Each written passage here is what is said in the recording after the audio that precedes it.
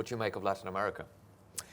Well, it's the part of the world where we have the most negative outlooks, and it's might be surprising to people, but we've never had as many countries on negative outlook in Latin America as we do today. So Latin America is going through a particularly difficult period, has been for the last couple of years. It's led in terms of downgrades, and the thing about the downward pressure in Latin America is it's not just the small countries, it's actually the big ones. So we've downgraded Brazil a couple of times, Mexico is on a negative outlook, Argentina is on a negative outlook, Colombia is on a negative outlook. We've got 9 countries, so almost half of the region on negative outlook. The ones that people are most interested in are the big ones. Mexico at BBB+ on negative outlook.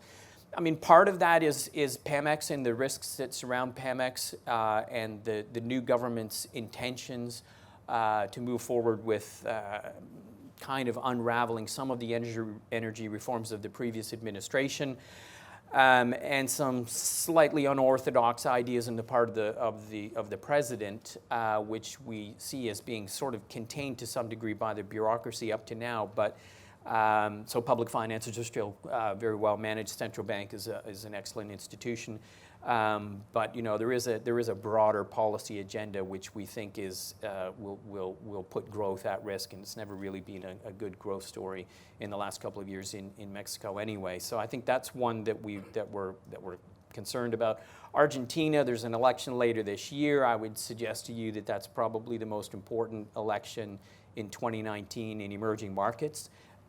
Because it could result in a change of government which would deliver a complete change of direction in terms of policy. So moving away again from the IMF, which is the lifeline right now for the Argentine government.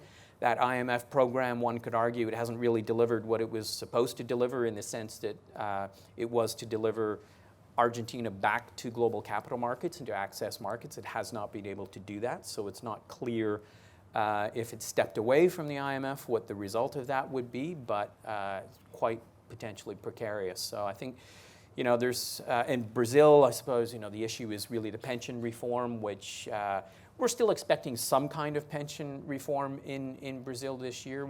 It'll be watered down, no question about that.